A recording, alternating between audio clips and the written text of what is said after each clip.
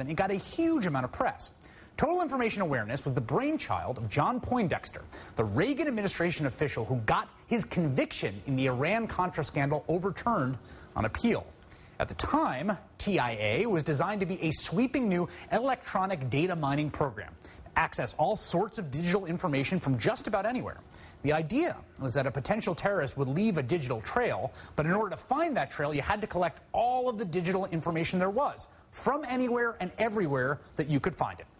And the program had this creepy Illuminati logo of a pyramid with this all-seeing eye looking down on Earth. I mean, look at this thing. If you were to ask Alex Jones to design a logo to make every single neuron in his conspiratorial brain fire, this would be it. It's almost as if the government was trying to troll conspiracy theorists. But total information awareness was creepy enough that it didn't just set off Alex Joneses of the world. There was a huge backlash against the idea of just collecting everyone's data from left, right, and center. It sounded to a lot of folks like the kind of data mining that treats everyone in America as a potential terror suspect. So Congress stepped in, and they used the 2004 Defense Appropriations Bill to defund total information awareness. But that was not the end of the story. Because allowing a program that's being rejected by the American citizenry to die off is not the only option when you happen to be working on surveillance. Option number 2 is just doing it anyway, but secretly. Listen to journalist Shane Harris, who's one of the best source reporters in the world on the NSA, describe to Fresh Air's Terry Gross what happened in the wake of the backlash after total information awareness was defunded. TIA would be, as they say, defunded from the defense budget, but that all the money for it would be moved over to the classified side of the budget, the black budget, as it's often called. And it was disbanded in name, and all of the various components of the research program were separated, were given new cover names, and almost all of them were then shifted over to the management and control of the National Security Agency, which, unbeknownst to everyone in America, most people in America at the time, had been running its own total information awareness program. So TIA is shut down publicly, and privacy advocates really declared a great victory for this. But unbeknownst to them, the work just continued in secret at the NSA and became part of this larger, vast surveillance apparatus that we're learning more about now.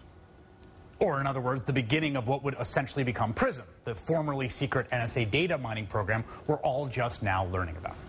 Now, in the uproar over PRISM and some of the other NSA revelations, there's been a tendency, I think, to focus on privacy concerns. Is the government reading my Facebook messages?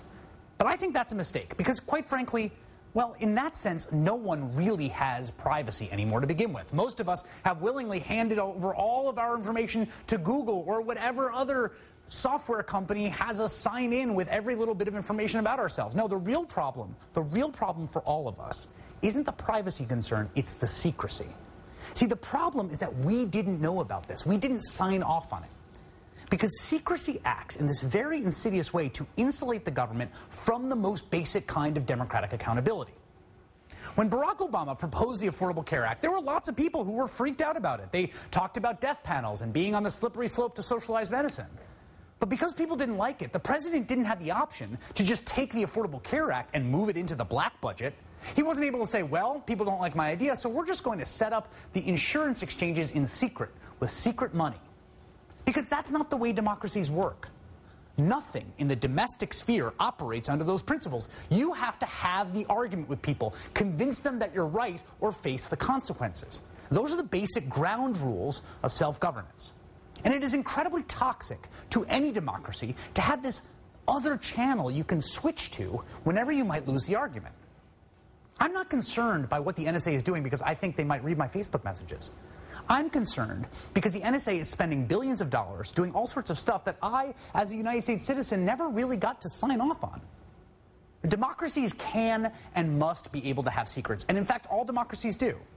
But what decent, functioning democracies worthy of the name cannot have are huge, multi-billion-dollar programs and bureaucracies and laws and legal frameworks and authorizations that are all invisible to their citizens. Justice may be blind. Citizens cannot be. We'll be right back with Click 3.